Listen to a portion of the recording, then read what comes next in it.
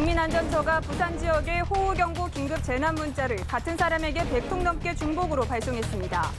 고교생이 몰던 렌터카가 빗길에 미끄러져 5명 모두 숨졌습니다. 김수천 인천지방법원 부장판사가 정은호 씨로부터 레인지로버를 뇌물로 받은 혐의로 구속됐습니다. 부산에서 최근 필리핀 여행을 다녀온 40대 남성이 콜레라에 감염된 것으로 확인됐습니다. 박근혜 대통령이 푸틴 러시아 대통령을 시작으로 사드 배치 외교전을 본격화했습니다. 푸틴 대통령은 북한은 도발적 행동을 중단해야 한다고 공개 비난했습니다. 삼성전자가 오늘부터 갤럭시 노트 7에 대한 교환 환불을 시작했습니다. 이재용 부회장의 2조 원대 리콜 결단은 이건희 회장의 애니콜 화형식을 연상시킵니다. 시청자 여러분 안녕하십니까? 9월 3일 토요일 뉴스쇼판 시작합니다. 자, 북상하고 있는 태풍 남태운의 영향을 받아서 최고 290mm가 넘는 비가 내리면서 전국에 비 피해가 잇따르고 있습니다.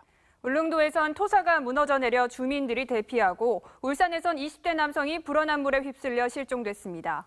내일은 남태운이 울산 먼 해상까지 진출한다고 하니 단단히 대비하셔야겠습니다. 김지원 기자입니다. 학교 운동장이 밀려 내려온 토사로 뒤덮였습니다. 계곡물이 흘러넘치면서 도로는 강이 됐습니다. 대형 기름 탱크가 기울어져 집을 덮쳤습니다. 토사가 내려오면서 탱크가 그 토사 무게에 못 이겨가지고 이렇게 기울어진 것 같습니다. 지난달 말 기록적인 폭우로 큰 피해를 입었던 울릉도에 또다시 162mm의 비가 내리면서 복구 작업에 큰 차질을 빚게 됐습니다. 12호 태풍 남태운의 간접 영향으로 주로 영남 지역 피해가 컸습니다. 150mm가 넘는 비가 내린 울산에서는 오전 7시쯤 동천강 속시미교를 건너던 23살 최모 씨가 강물에 휩쓸려 실종됐습니다.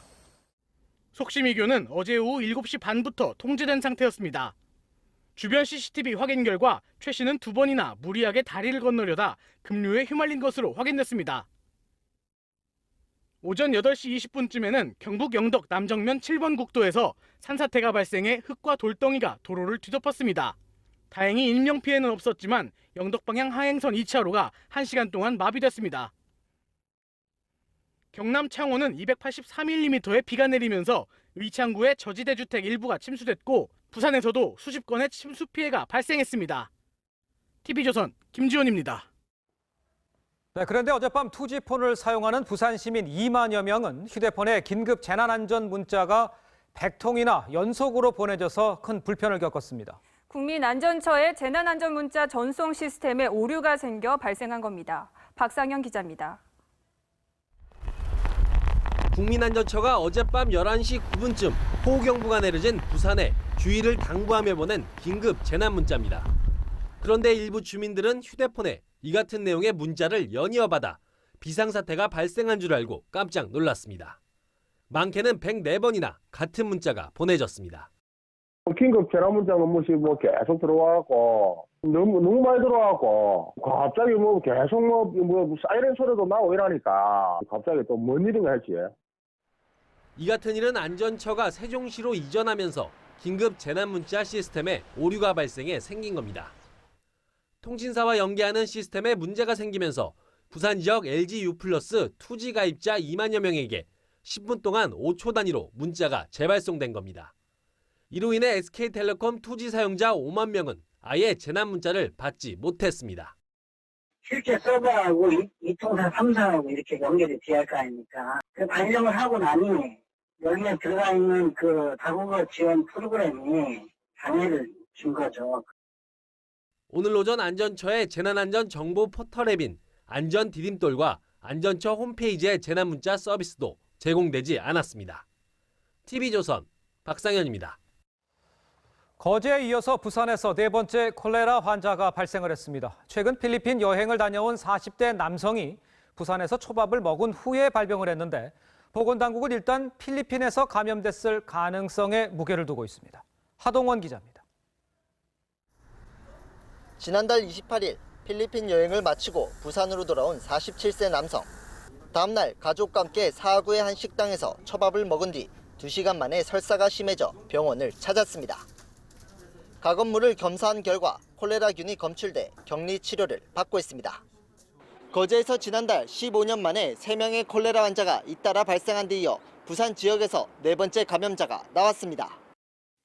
보건당국은 40대 남성의 가족과 필리핀 여행 동행자, 초밥집 종사자를 검사했지만 콜레라균은 발견되지 않았습니다. 콜레라균 조사에서도 거제 감염자에게서 발견된 독소 유전자는 나오지 않았습니다. 때문에 보건당국은 필리핀 여행에 주목하고 있습니다. 콜레라는 2일에서 3일 정도의 잠복기를 거치는 점을 고려하면 식당과의 연관성은 낮다는 겁니다. 되게 2, 3일 정도가 평균 잠복기여서 잠복기를 고려할 때 필리핀 여행에서 감염됐을 가능성을 높게 봐야 될 것 같습니다. 보건당국은 감염 경로를 확인하기 위해 질병관리본부에 가건물 유전자 분석을 의뢰했으며 결과는 이틀 후에 나옵니다. 부산시도 만일의 사태에 대비해 식당을 폐쇄 조치했습니다. TV조선 하동훈입니다. 동남아는 지카 바이러스 비상입니다. 싱가포르와 태국에서 지카 감염자가 급증해 동남아 일대 비상이 걸렸는데 일본에서는 한국인들도 자주 찾는 간사이 공항에서 홍역 환자가 집단으로 발생을 했습니다. 지선호 기자입니다. 싱가포르의 주택과 거리 곳곳에 모기 조심을 알리는 경고 안내문이 붙었습니다. 소두증을 유발하는 것으로 알려진 지카 바이러스의 첫 감염자가 지난달 27일 발생한 싱가포르에서는 일주일 만에 누적 감염자가 189명으로 급증했습니다.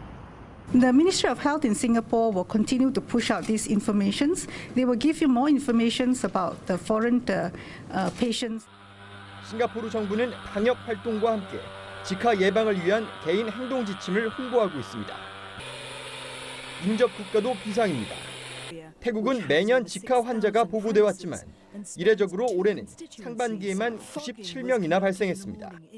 About the fact that this extraordinary event is rapidly becoming, unfortunately, an ordinary event. 우리나라 외교부는 싱가포르에 여행 유의 경보를 발령했습니다. 우리나라와 사이에 매일 20여 편의 항공기가 오가는 일본 간사이 공항. 이곳에서 지난달 말 홍역이 집단 발생한 것으로 확인됐습니다.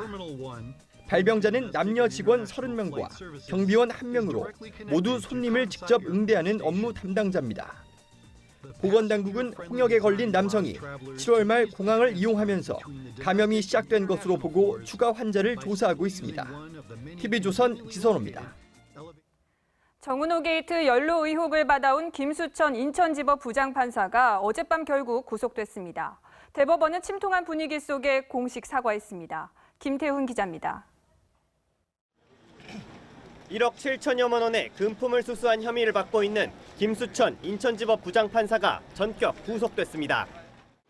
김 판사는 뇌물을 받고 정은호 전 네이처리퍼블릭 대표 등에게 유리한 판결을 내린 혐의도 받고 있습니다. 서울중앙지법은 어젯밤 범죄 혐의가 소명된다며 김 판사에 대해 구속영장을 발부했습니다. 현직 부장판사가 사표 제출 전에 구속된 것은 헌정사상 처음입니다. 지난해 1월 최민호 전 판사가 명동 사채왕 최모 씨에게 2억 원대 금품을 받은 혐의로 구속된 바 있지만 부장판사는 아니었습니다. 10년 전엔 조관행 전 고등법원 부장판사가 법조브로커와 연루돼 구속됐지만 사표가 수리된 후였습니다. 대법원은 2달 전 김 판사의 말만 믿고 뇌물죄 적용은 힘들다고 밝혔던 터라 무척 당혹스러운 분위기입니다. 대법원은 김 판사 구속 직후 비통한 심정으로 깊은 유감과 사죄의 말씀을 드린다며 공식 사과했습니다. 오는 화요일엔 양승태 대법원장이 직접 대국민 사과를 발표할 예정입니다. TV조선 김태훈입니다. 김영란법 시행을 앞두고 큰 포상금을 타낼 수 있다고 유혹하는 파파라치 학원들이 많습니다. 무료 특강을 내걸고 카메라를 바가지 가격에 반강제로 구입하도록 해 피해를 낳고 있습니다. 최원희 기자가 보도합니다. 강의실이 꽉 찼습니다. 주로 5, 60대로 김영란법 시행을 앞두고 신고 포상금을 노리는 수강생들입니다.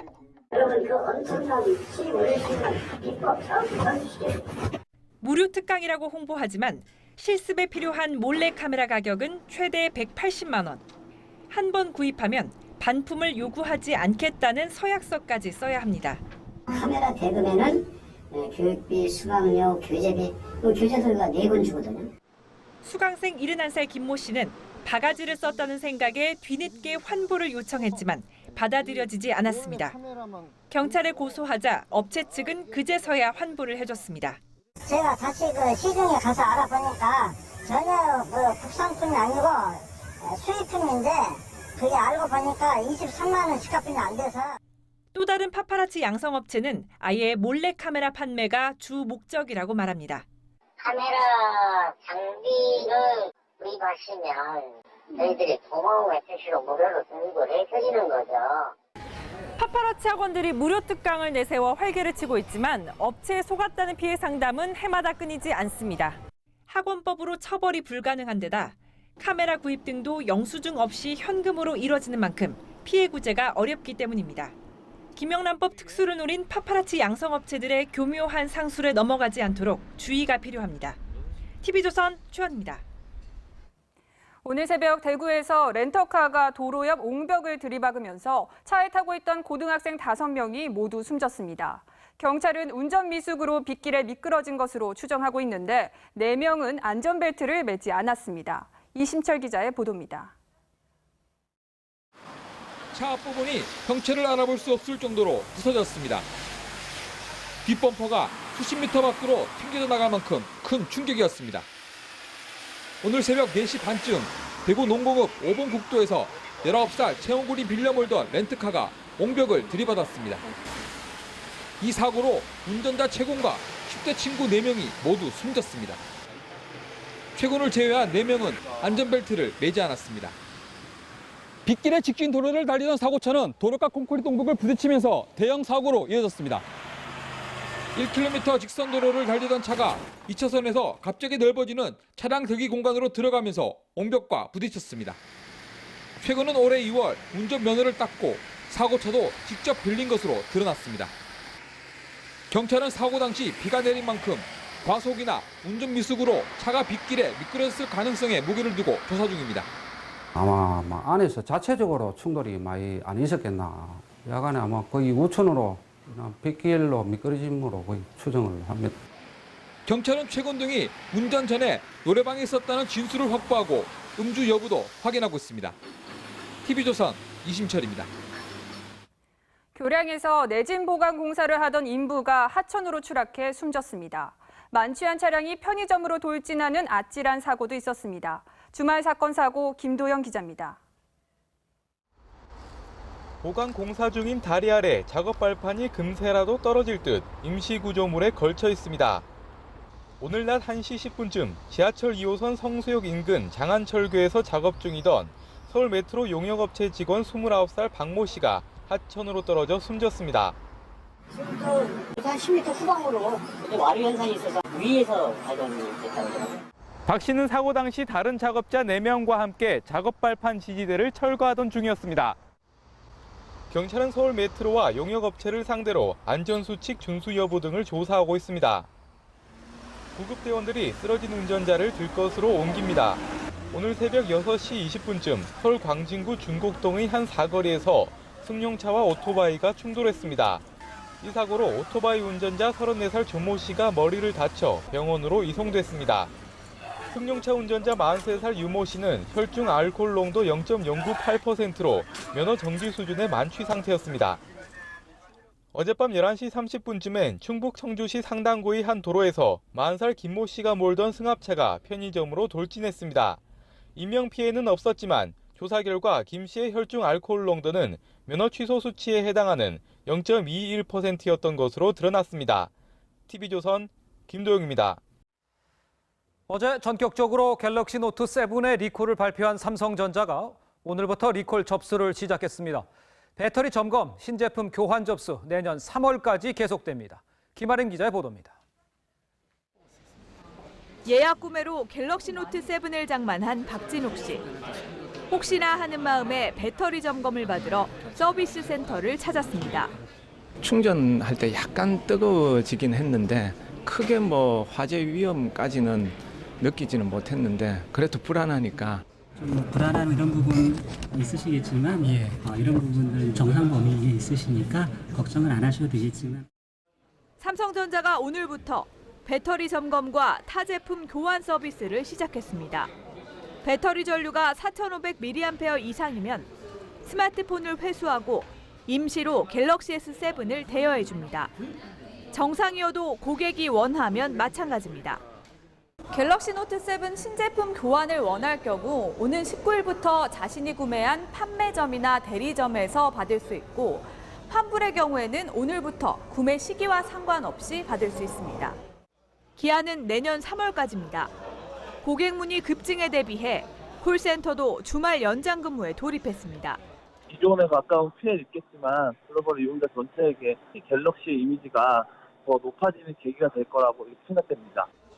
선풍적인 인기를 끌던 갤럭시 노트 7. 배터리 결함으로 생각지 못한 암초를 만났습니다. TV조선 김하림입니다. 네, 이번 삼성전자의 전격적인 리콜 조치는 품질에 있어서는 양보가 없다는 이재용 삼성전자 부회장의 결단입니다. 그런데 이번 대규모 리콜 결단, 아버지 이건희 회장과 판박입니다. 지난 95년 불량 애니콜을 모두 불태운 것을 연상시킵니다. 박지호 기자입니다. 15만 개의 제품을 산더미처럼 쌓여있는 휴대폰이 시뻘겋게 불타오릅니다. 직원들이 해머로 전화기를 내리치기도 합니다. 지난 95년 초 구미공장 앞마당에서 벌어진 이른바 애니콜 화형식. 애니콜의 불량률이 12%에 육박하자 이건희 회장의 지시로 15만 대, 당시 500억 원어치를 전 직원이 보는 앞에서 불태웠습니다. 소비자한테 돈 받고 물건 파는데 불량품 내놓고 하는 게 미안하지도 않느냐. 그 후 21년 뒤 삼성전자는 발화 논란이 불거진 갤럭시 노트 7 250만 대 전량 리콜이라는 전대미문의 초강수를 뒀습니다. 95년 애니콜 때는 15만 대에 500억 원, 이번에는 기기값만 2조 5천억 원어치에 달합니다. 매머드급 리콜 결정 뒤에는 이재용 부회장의 의지가 작용했습니다. 소비자 안전을 최우선으로 생각하여 판매를 중단하고 구입 시기와 관계없이 노트 7 신제품으로 다음 주 7일 경쟁사인 애플 아이폰 7 출시를 앞두고 전격적으로 결정된 대규모 리콜. 삼성으로서는 늦어도 돌아갈 수밖에 없는 상황입니다. TV조선 박지호입니다. 법정 관리에 들어간 한진해운의 선박 절반 이상이 제대로 운항하지 못하고 멈춰섰습니다. 세계적으로 억류된 선박이 50척이 넘는데요. 제품을 실어보낸 수출입 기업들, 주말에도 회사에 나와 발만 동동 구르고 있습니다. 이채림 기자의 보도입니다. 항해 중인 한진해운 선박은 모두 98척. 이 가운데 절반이 넘는 53척이 가압류되거나 입출항이 금지됐습니다. 미국과 중국, 일본과 스페인 등 전 세계 28개국에서 배가 억류돼 있습니다. 무역협회에는 이틀간 25개 기업이 민원을 접수하는 등 피해가 잇따르고 있습니다. 대기업들이 하고 다른 루트를 찾기도 하고 대체 선박을 섭외하기도 하고 이러기 때문에 대부분 다 그런 중소기업이 좀 많죠. 한진해운에 짐을 맡긴 화주는 8,000곳이 넘습니다. 이대로라면 해외 바이어에게 제때 물건을 대지 못할 가능성이 높습니다. 화물 가치는 140억 달러, 우리 돈으로 15조 원이 넘어 줄소송에 휘말릴 가능성이 높습니다. 어떠한 대책을 내놓더라도 어떤 단기적인 그런 일시적인 그런 대책이지 근본적인 해결책이라고 보기는 어렵습니다. 이르면 다음 주부터 현대상선에 대체 선박이 투입되지만 원양 노선 성수기인 10월까지는 세계적으로 물류 대란이 계속될 것으로 전문가들은 내다보고 있습니다. TV조선 이채림입니다. 추석 연휴가 2주도 채 남지 않았습니다. 오늘 전국의 주요 고속도로는 벌초객과 나들이 차량들로 몸살을 앓았습니다. 이다솜 기자의 보도입니다. 무성하게 자란 잡초를 손으로 뽑아내고 엉겨붙은 풀들은 낫으로 베어냅니다. 금세 구슬땀이 맺혔지만 조상의 은덕을 기리며 정성껏 벌초를 합니다. 미리 와서 해야죠. 우리 엄마 아버지 산소인데 남한테 시키느니 그냥 우리가 직접 와서 벌초하려고 왔어요. 붐비는 명절을 피해 일찌감치 성묘에 나선 가족들도 있습니다. 오랜만에 만난 가족들과의 대화에 시간 가는 줄 모릅니다. 추석 앞두고 할아버지 찾아뵈러 왔는데 가족들이랑 오랜만에 볼 수도 있고 너무 좋은 시간인 것 같아요. 전국의 주요 도로는 몸살을 앓았습니다. 벌초 행렬과 나들이 차량이 몰리면서 고속도로 곳곳에선 정체가 빚어졌습니다. 한국도로공사는 오늘 벌초 행렬로 인해 평소 주말 평균보다 27만여 대 많은 477만 대가 전국 고속도로를 이용할 것으로 내다봤습니다. 오후 5시 최고조에 달했던 정체는 저녁 8시가 되며 풀릴 것으로 예상됩니다. 일요일인 내일도 지난 휴일과 비슷한 413만 대의 차량이 고속도로를 이용할 것으로 전망됩니다. TV조선 이다솜입니다.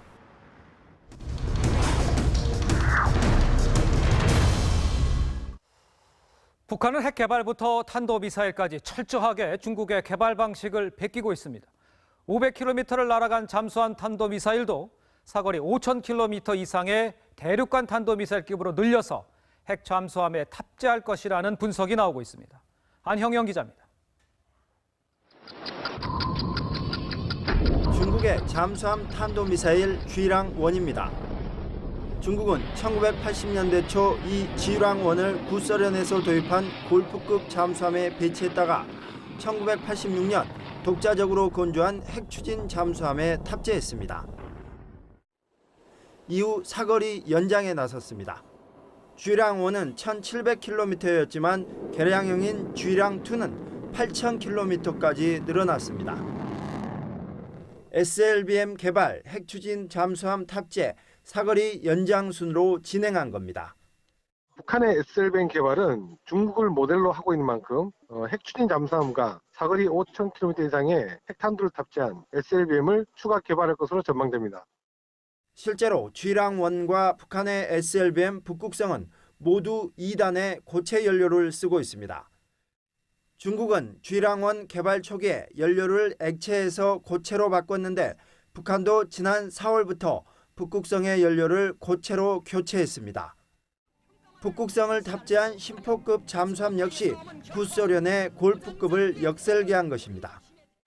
북한은 2,000톤 미만인 심포급 대신 3,000톤급 잠수함을 건조 중인데 탈북자 단체인 NK 지식인연대는 최소 한 척은 핵추진 잠수함이라고 주장하고 있습니다. 잠수함이 커지면 북극성의 수직 발사관 길이도 늘어나 사거리가 연장될 가능성이 높습니다. TV조선 안형영입니다. 동방경제포럼에 참석한 박근혜 대통령은 블라디미르 푸틴 러시아 대통령과 북핵과 사드 문제를 놓고 머리를 맞댔습니다. 푸틴 대통령은 북한의 도발적 행동을 중단하라고 했습니다. 블라디보스토크에서 홍혜영 기자입니다. 동방경제포럼 기조연설에 나선 박근혜 대통령은 블라디미르 푸틴 러시아 대통령과 아베 신조 일본 총리 앞에서 북한 문제는 유라시아의 핵심적인 단절고리이자 최대 위협이라고 말했습니다. 지금 우리가 시급성을 갖고 북한의 핵 개발을 막지 못한다면 머지않아 북한의 핵 위협은 돌이킬 수 없는 현실이 될 것입니다. 푸틴 대통령은 북한이 도발적 행동을 중단하고 정상적인 궤도로 돌아와야 한다고 화답했습니다. 북한의 우방인 러시아가 북한을 공개 비난한 겁니다. 박 대통령은 이번 포럼에 주빈으로 초청받았지만 북한은 내부 사정을 이유로 불참했습니다. 이어 열린 한러 정상회담에서도 두 나라 경제 협력과 함께 북핵 문제가 주요 화두였습니다. 우리에게는 삶과 죽음의 문제입니다. 국가 안위와 국민의 생명을 보호하기 위해 필요한 모든 조치를 강구해 나갈 수밖에. Хочу подчеркнуть, наши страны не приемлют самопровозглашенный ядерный статус Пхеньяна. 중국과 함께 러시아가 고고도 미사일 방어 체계 사드 배치를 반대해왔다는 점에서 이번 회담 결과는 뒤이어 열릴 한중 정상회담에도 영향을 줄 거란 분석이 나옵니다. 박 대통령은 잠시 뒤 주요 20개국 정상회의가 열리는 중국 항저우로 이동합니다. 시진핑 중국 국가주석과의 정상회담이 이번 사드 외교의 최대 변곡점이 될 것으로 보입니다. 블라디보스톡에서 TV조선 홍혜영입니다. 6.25 전쟁 고화를 다룬 다큐멘터리 영화 구루터기들의 배우 오디션이 열렸습니다. 탈북 청소년들은 북한 고화 역할을 연기하면서 남한으로 오기 전에 겪은 자신의 상처를 치유하기도 했습니다. 윤동빈 기자입니다. 너희 아버지는 인민군 대령 안중식입니다. 총에 맞아 죽는 그 순간까지 기레들 20명을 수리탄으로 섬멸한 영웅입니다. 탤런트 추상미 씨가 메가폰을 잡고 통일과 나눔재단이 지원한 영화 그루터기들 오디션 현장엔 탈북 청소년 37명이 모여 열띤 경쟁을 벌였습니다. 6.25 전쟁 직후 폴란드로 입양된 전쟁 고아들이 주인공이기 때문에 국내 탈북 청소년을 대상으로 오디션을 열었습니다. 춤도 보여줄 수 있어요? 지원자들은 자신의 연기력은 물론 남한에 와서 배운 춤 실력까지 선보이며 끼를 발산했습니다. 부모님과 헤어져 고아로 자라나 구걸로 끼니를 때우는 꽃제비 생활까지 했던 한 여학생은 노래를 부르다 눈물을 흘리기도 했습니다. 이내 입 맞춰주던 사랑하는 나의 어머니. 2006년 영양실조에 걸려 시체 안치소에 버려졌을 때 어머니를 생각하며 불렀던 노래입니다. 영화 감독을 맡은 추상미 씨는 탈북 청소년들이 북한 고아 역할을 연기하며 상처를 치유해가는 모습에 눈시울을 붉히기도 했습니다. 북한 아이들은 좀 달라요. 정서가 다른 것 같고요. 뭔가 이렇게 순수하고 더 때묻지 않고. 배우 오디션과 영화 제작 과정을 그린 다큐멘터리는 내년 초 TV 프로그램과 영화제를 통해 공개됩니다. 영화 그루터기들은 내년 초여름쯤 본격 촬영에 들어갈 예정입니다. TV조선 윤동빈입니다.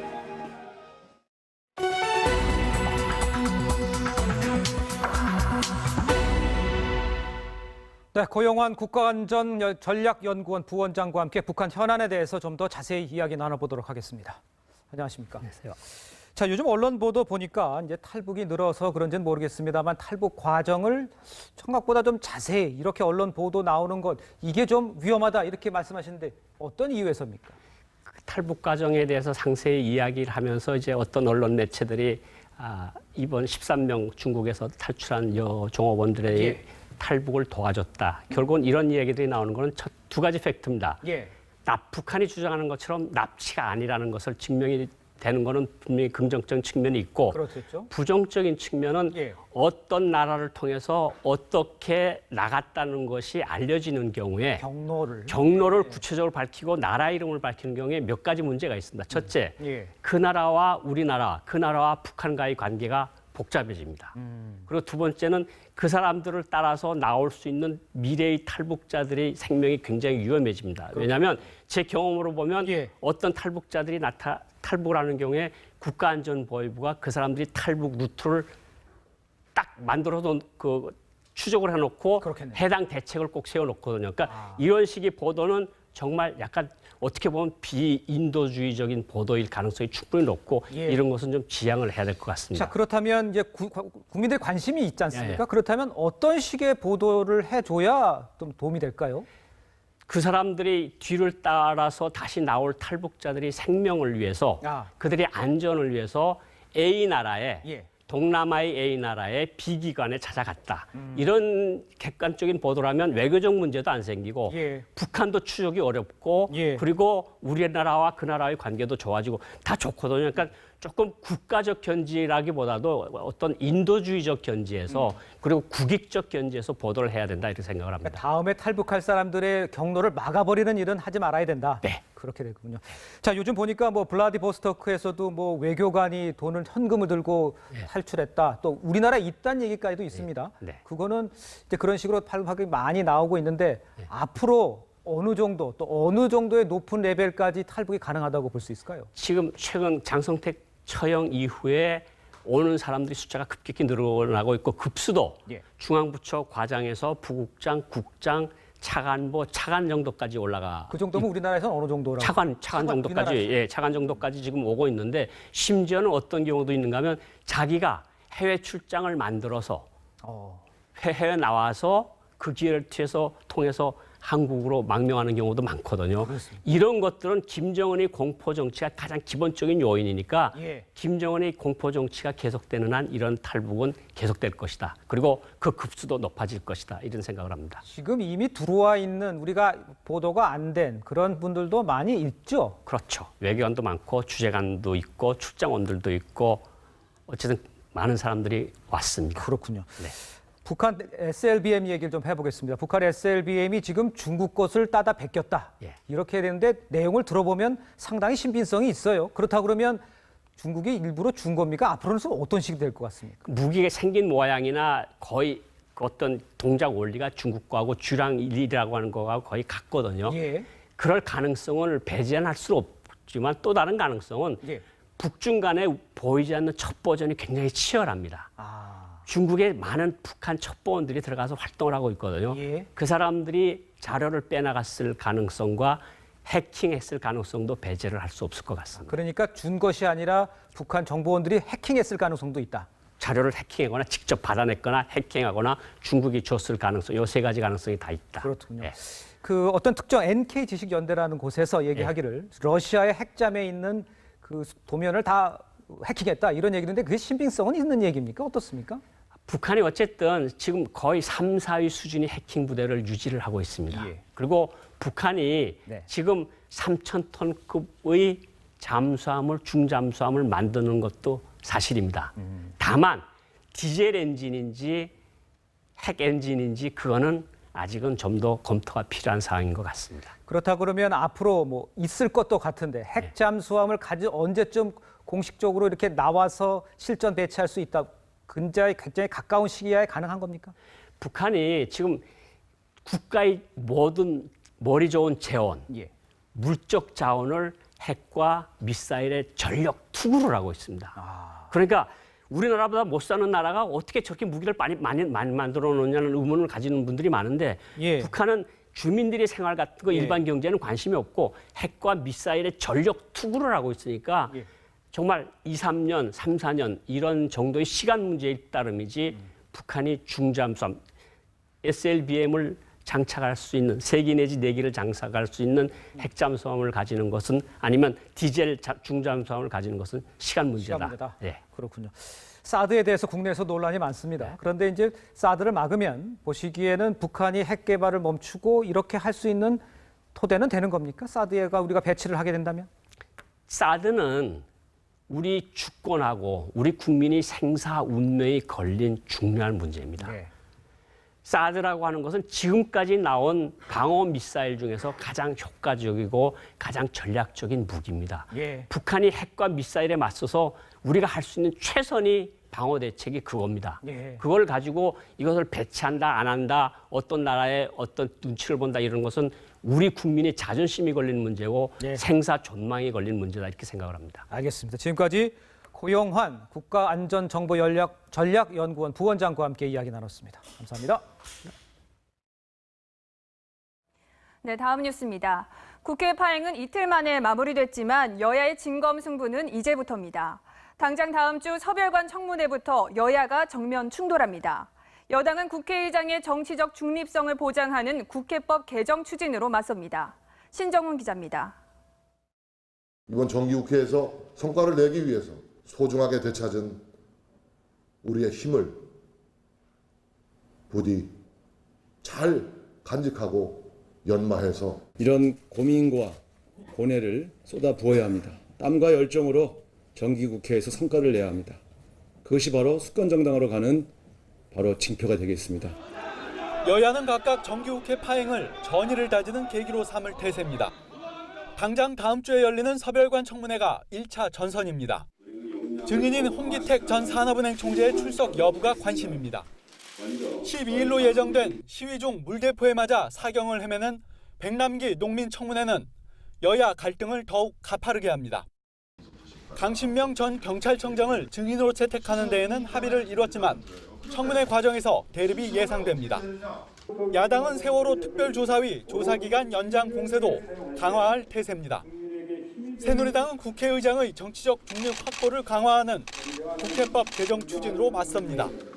국회 전체를 위기에 빠뜨리는 불상사가 다시는 없도록 하기 위해서 국회의장의 정치적 중립을 실효적으로 확보하기 위한 국회법 개정이 절실해졌습니다.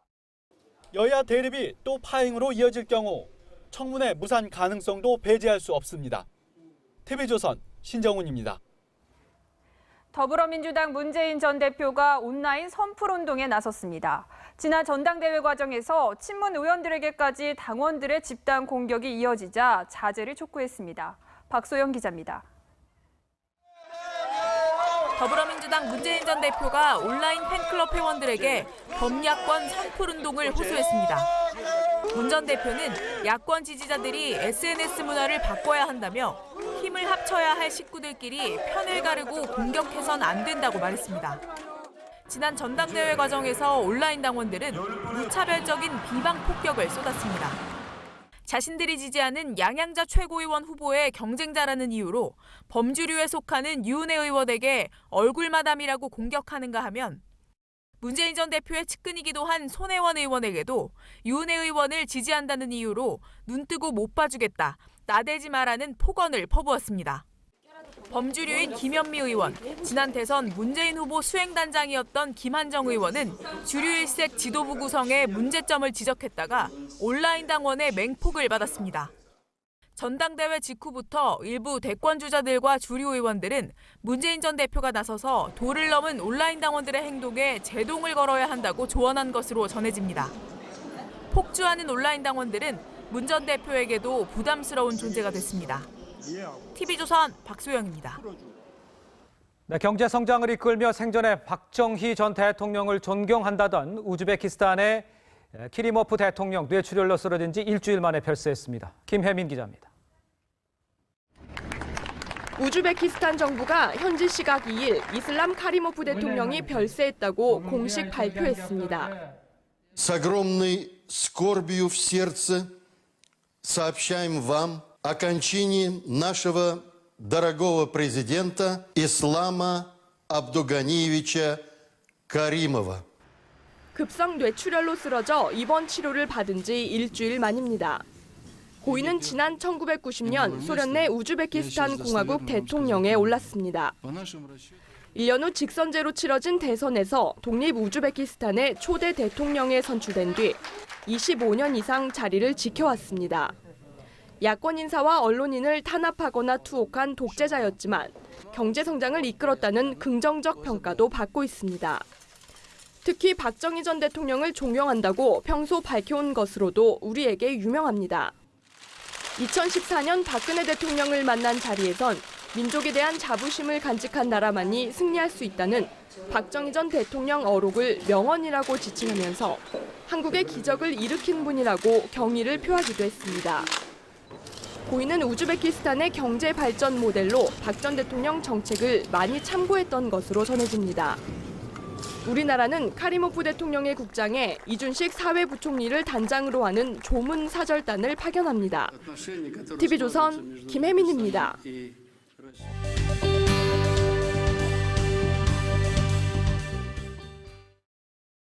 프랑스 풍자주간지 샤를리 에브도가 이탈리아 지진 희생자를 파스타에 비유해 논란입니다. 피를 뒤집어 쓴 남성을 토마토 소스를 원료로 하는 펜네 아라비아타로, 잔해에 깔린 희생자를 반죽에 고기가 들어간 라자냐 요리에 비유했습니다. 지진 발생지 아마트리체의 시장은 재난과 사망을 풍자의 소재로 삼을 수 없다며 발끈했고, 이탈리아 네티즌들은 망자를 욕보이는 것이라며 분노했습니다. 논란이 커지자 이탈리아 주재 프랑스 대사관은 만평이 프랑스 입장과는 무관하다며 진화에 나섰지만 분노는 식을 줄 모릅니다. 권총과 소총, 기관총까지 수천 점의 무기들이 쌓여 있습니다. 멕시코군에서 살인의 도시라는 오명을 씻기 위해 무기 폐기 행사를 공개한 건데 시민들은 총과 수류탄을 자진해서 기증했습니다.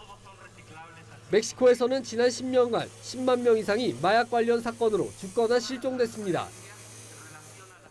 구조대원 여러 명이 건물잔의 더미에서 개 한 마리를 들어올립니다. 구조대원들은 물을 뿌리고 몸을 쓰다듬으며 기뻐합니다. 이탈리아 중부 아마트리체 지진 발생 열흘 만에 반가운 생명이 구출된 겁니다. 조금 말라 보이지만 연신 꼬리를 흔들며 기뻐하는 모습이 아주 건강해 보입니다. TV조선 이태용입니다. 편도족이라고 하죠. 요즘 편의점 도시락을 먹는 사람들이 크게 늘고 있습니다. 그러자 호텔 셰프들이 만든 고급 도시락까지 편의점에 등장했습니다. 한송원 기자입니다. 스페인의 정열을 노란 쌀밥에 담은 요리 빠에야, 헝가리를 대표하는 소고기 요리 굴라시, 프랑스 닭고기 요리 코코뱅과 야채 스튜 라따뚜이까지 세계 전통 요리가 한 접시에 들어있는 편의점 도시락입니다. 10년간 유명 호텔에서 일한 셰프가 만들었습니다. 가격은 4,000원대입니다. 빠에야 같은 세계 각국의 요리를 먹기에는 되게 비싼 가격으로 먹게 되는데 편의점에서 먹는 도시락만으로도 되게 알뜰한 가격으로 먹을 수 있어서 이 도시락을 개발한 셰프의 레시피입니다. 생소한 소스 만드는 방법까지 적어 독특한 맛을 만들었습니다. 한식 전문 셰프가 만든 8가지 반찬 고기 도시락. 조선 호텔 셰프가 개발한 함박 스테이크 도시락도 3,000~4,000원대에 팔립니다. 기존 편의점 도시락을 너무 유명 호텔 셰프와 전문적으로 만든 상품을 점점 늘릴 방침입니다. 편의점을 점령한 셰프의 도시락. 먹거리 시장의 새로운 강자로 떠오르고 있습니다. TV조선 한송원입니다. 종착역을 향해 가는 2016 프로야구에서 홈런한 타이틀은 NC의 외국인 타자 에릭 테임즈가 유력합니다. 하지만 지난해 받았던 MVP 수상은 만만치가 않습니다. 박상준 기자입니다. 지난해 폭발적인 레이스로 한국 프로야구를 뒤흔든 NC 테임즈. 사상 첫 40홈런 40도루는 물론이고 2차례 사이클링 히트를 기록 타격 부분 4관왕에 오르면서 홈런왕 박병호를 따돌리고 지난해 MVP를 차지했습니다. 테임즈의 활약은 올 시즌도 여전합니다. 39개의 홈런으로 생애 첫 홈런왕 등극이 확실시되고 득점과 장타율 타이틀도 2년 연속 수상이 유력합니다. 하지만 2년 연속 MVP 수상은 쉽지 않아 보입니다. 경쟁자인 두산의 니퍼트가 이미 18승을 거두면서 2년 만에 20승 달성 초읽기에 들어갔습니다. 방어율과 승률까지 3관왕에 올라있고 선두 두산이 정규 시즌 우승을 차지한다면 MVP는 니퍼트의 몫이 될 것으로 보입니다. 에릭 테임즈입니다. 테임즈가 홈런왕에 오르고도 MVP 수상에 실패한다면 최근 2년간 매 시즌 50홈런을 넘어서고도 MVP 획득에 실패한 박병호의 전철을 밟게 됩니다. 박병호는 홈런 부분에서 압도적인 기록을 쌓고도 2014년 서건창과 2015년 테임즈에 밀려 MVP를 놓친 바 있습니다. 올 시즌에도 KBO 홈런왕의 저주가 현실로 다가오고 있습니다. TV조선 박상준입니다.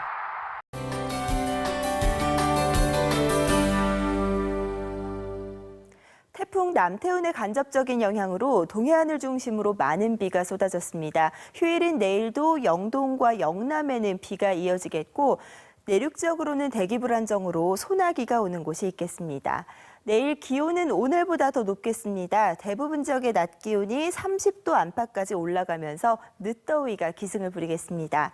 바다의 물결은 남해상에서 최고 4m까지 매우 높게 일겠습니다.